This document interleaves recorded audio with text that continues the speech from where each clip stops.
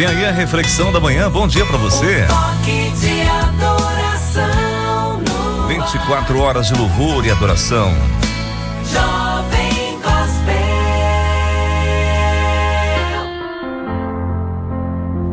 Hoje nós vamos refletir na palavra de Deus, na leitura que está em 2 Pedro, capítulo 1, versículos 3 a 11, né? Nós vamos falar sobre o tema natureza divina. A natureza divina para a nossa vida e nós aprendermos um pouco mais do Senhor, o que o Senhor Deus quer de nós, né? Como devemos nos comportar nesse mundo a partir do momento que nós conhecemos Jesus, a partir do momento que conhecemos Deus, como deve ser a nossa vida, a nossa participação aqui nesse mundo que estamos vivendo. Vamos ler, né, Eliana, em 2 Pedro, capítulo 1, versículos 3 a 11. Assim diz a palavra do Senhor. Seu divino poder nos deu tudo de que necessitamos para a vida e para a piedade, por meio do pleno conhecimento daquele que nos chamou para a sua própria glória e virtude.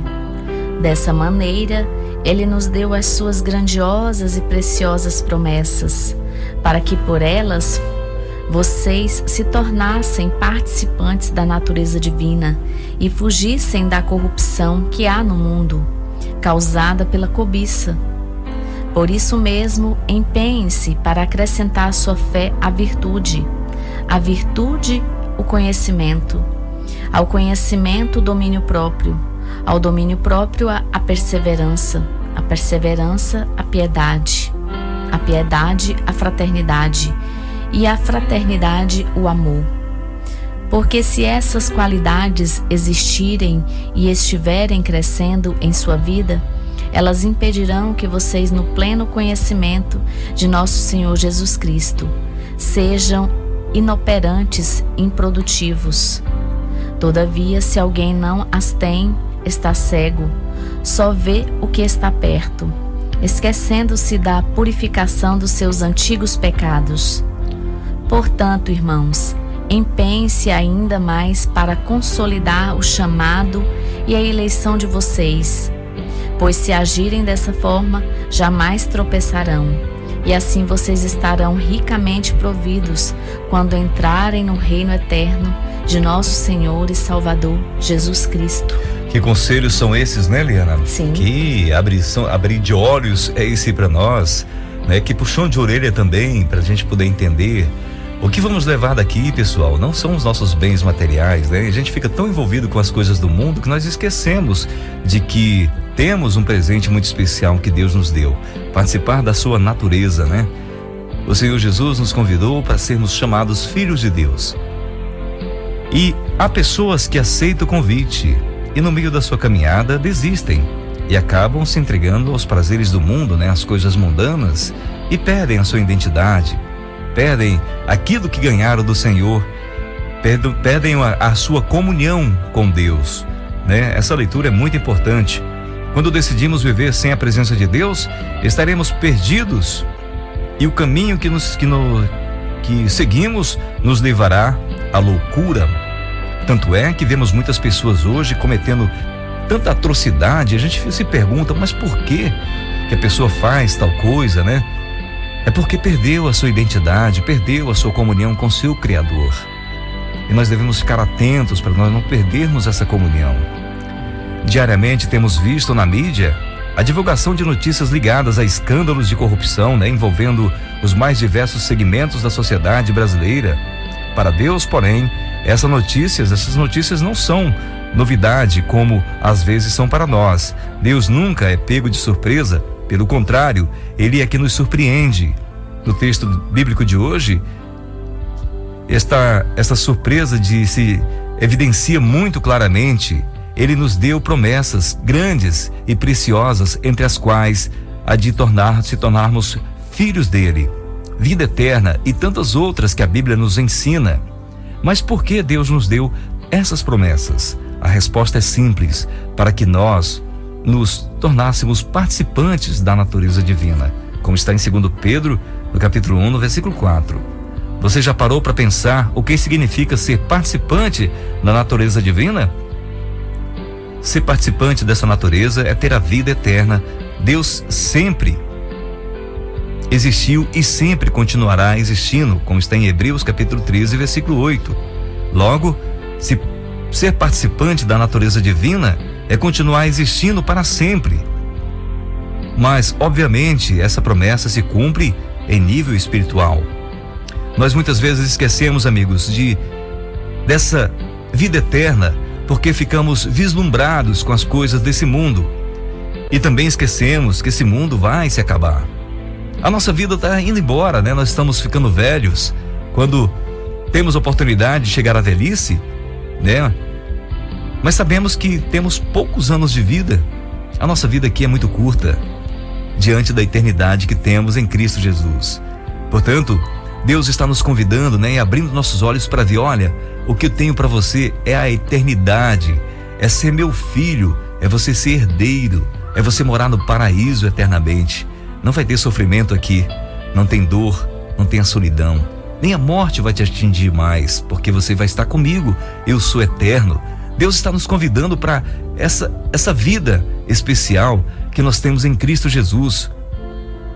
Pena que muitas pessoas estão desperdiçando esse convite, desperdiçando essa oportunidade por as coisas do mundo, coisas que estão perecendo, né? E essa corrupção que invade o homem em todos os estágios, em todas as direções, todas as camadas da sociedade brasileira, há corrupção. Isso vem trazendo um distanciamento do homem com o seu Deus, porque Deus não permite isso, corrupção, essa maldade, essa falsidade. Não faz parte da natureza divina. Deus nos convida para sermos diferentes, vivermos na esperança da eternidade, de estar com Ele, sermos parecidos com Ele. E para a gente ser parecido com Deus, gente, é necessário nós lermos a sua palavra. É necessário conhecer quem é Deus, para me poder buscar ser parecido com Deus. Além da vida eterna, Deus quer que tenhamos uma natureza divina para poder fugir da corrupção que existe em todo o mundo. A corrupção é causada pela cobiça, que é a vontade incontrolável de ter bens materiais, recursos financeiros e outras vantagens. Aqui, Deus novamente nos surpreende, mostrando que a natureza humana é fraca para fugir das tentações da corrupção. Você lembra que o texto diz, né? O espírito está pronto, mas a carne é fraca. Portanto, nós devemos alimentar nossa vida espiritual. Por isso, Ele quer que tenhamos a natureza divina, acrescentando à nossa fé, virtude, conhecimento, domínio próprio, perseverança, piedade, fraternidade e amor.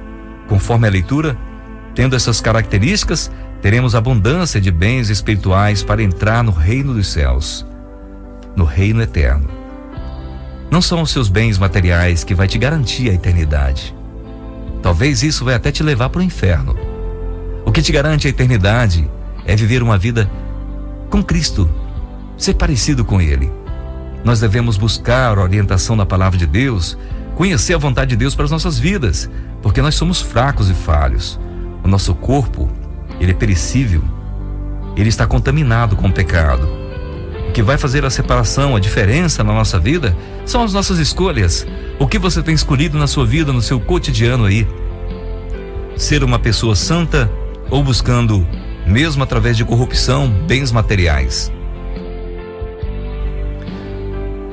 Algum tempo atrás, eu assistindo televisão, né? Assisti uma reportagem em que a matéria jornalística, em que um senhor político, né, um senhor já com idade bem avançada, de uns 80 e poucos anos de idade, estava sendo condenado por corrupção, e ele estava na prática da corrupção ainda.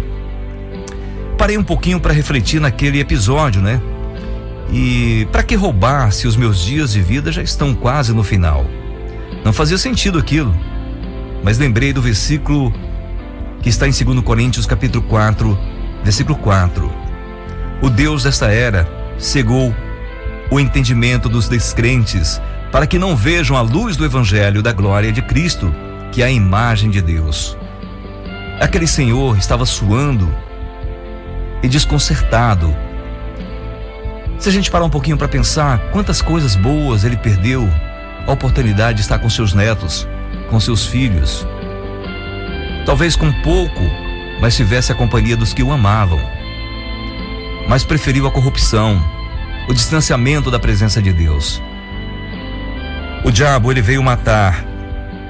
A palavra de Deus diz em João capítulo 10, versículo 10, Jesus nos diz que o ladrão veio apenas para furtar, matar e destruir. Eu vim para que vocês tenham vida e tenham plenamente. Portanto, meus amigos, nós não devemos nos parecer com as coisas desse mundo, mas conhecer Cristo e nos afastar dessa corrupção que está generalizada, está tomando conta de todas as pessoas. As pessoas estão se corrompendo facilmente, estão perdendo a sua moral por coisas, né? Coisas materiais, coisas que não vão levar daqui. Quando a gente assiste uma matéria como essa, em que vê um senhor daquela idade, com poucos dias de vida, não sei se está vivo porque já faz muito tempo que eu assisti isso, perdeu a oportunidade de ter comunhão com Deus, com os seus, devido à corrupção. Mas por que chegou a esse ponto? Você lembra da nossa leitura que eu fiz agora há pouco, né? Aquele comentário de um grande pregador que diz: se você viesse uma fagulha pular do fogo no tapete, você pisaria nela e apagaria imediatamente. Não lhe daria a chance de incendiar o seu tapete e queimar sua casa. Trate os desejos pecaminosos da mesma forma. Talvez aqueles pequenos desejos que temos, malignos, que muitas vezes achamos que aquilo não vai dar em nada, vai ser simplesmente um pequeno prazer, vai nos levar ao inferno, porque deixamos crescer na nossa vida. Então você tem que fazer uma reflexão na sua vida hoje e ver aquilo que tem te atrapalhado de ter um relacionamento íntimo com Deus e você participar da natureza divina. Não desperdice a oportunidade de ter essa comunhão com seu Deus, para não corrermos o risco de participar dessa loucura como aquele velho político de tantas outras e de tantos outros. Precisamos nos aproximar de Deus a cada vez mais. O salmista fala em Salmo 119, versículo 97: como eu amo a tua lei, medito nela no dia inteiro. Os teus mandamentos me tornam mais sábios que os meus inimigos, porquanto estão sempre comigo. Tenho mais discernimento que todos os meus mestres, pois medito nos teus testemunhos. Tenho mais entendimento que os anciões, pois obedeço aos teus preceitos. Afasta os pés de todo caminho mau para obedecer a tua palavra. Não me afasto das tuas ordenanças, pois tu mesmo me ensinas. Como são doces para o meu paladar as tuas palavras, mais do que o mel para a minha boca. Ganho entendimento por meio dos teus preceitos, por isso odeio todo caminho de falsidade. Nós devemos entender que devemos odiar a falsidade, a corrupção, a mentira, o pecado. Se afaste disso o mais rápido possível para você não ser condenado com esse mundo que está indo para o inferno. Os nossos dias são curtos, a nossa natureza humana é má, mas a natureza divina é vida, é eternidade, e vai nos trazer a presença de Deus. Salmo 91, versículo 1 diz que aquele que habita no abrigo do Altíssimo e descansa à sombra do Todo-Poderoso pode dizer ao Senhor: tu és o meu refúgio e a minha fortaleza, o meu Deus em quem confio. Ele o livrará do laço do caçador e do veneno mortal. Ele o cobrirá com as suas penas e sob as suas asas você encontrará refúgio, e a fidelidade dele será o seu escudo protetor. Você não temerá o pavor da noite, nem a flecha que voa de dia, nem a peste que se move sorrateiramente nas trevas, nem a praga que devasta ao meio-dia. 1000 poderão cair ao seu lado, 10.000 à sua direita, mas nada o atingirá. Você simplesmente olhará e verá o castigo dos ímpios, se você fizer do Altíssimo o seu refúgio. Portanto, meus amigos, os conselhos e a palavra de Deus estão disponíveis para nós hoje em várias versões. Estão disponíveis na sua Bíblia impressa, na sua casa. Estão disponíveis em aplicativos para o seu celular, para o seu computador.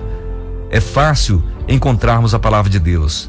Agora precisamos nos apegar a ela e entender que ela vai nos trazer a liberdade do pecado. Ela vai nos ensinar que devemos fugir do pecado, daquilo que desagrada a Deus, e procurar viver a natureza divina.